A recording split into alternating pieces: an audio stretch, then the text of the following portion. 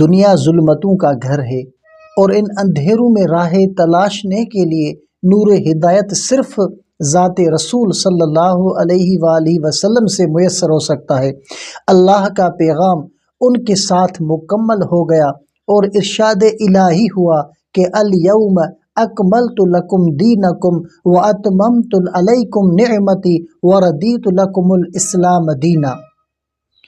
آج میں نے تمہارے دین کو تمہارے لیے مکمل کر دیا اور اپنی نعمت تم پر تمام کر دی اور تمہارے لیے اسلام کو تمہارے دین کی حیثیت سے قبول کر لیا۔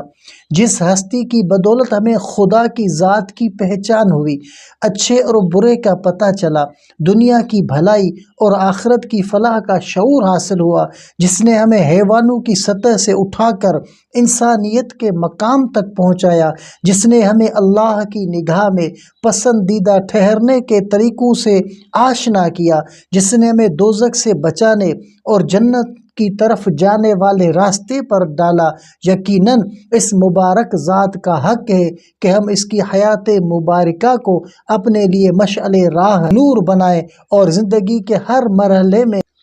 اس کی چھوڑی ہوئی روشنی مثالوں کو مد نظر رکھیں۔ اس کوشش میں کامیاب ہونے کے لیے ضروری ہے کہ سیرت النبی صلی اللہ علیہ وآلہ وسلم کا عاشقان رسول صلی اللہ علیہ وآلہ وسلم نے تحاریر و تقاریر کی صورت میں جو علمی ذخیرہ چھوڑا ہے اس سے استفادہ کیا جائے اور اپنی زندگی اسوائے رسول کے سانچے میں ڈھالنے کی ہر ممکن کوشش کی جائے۔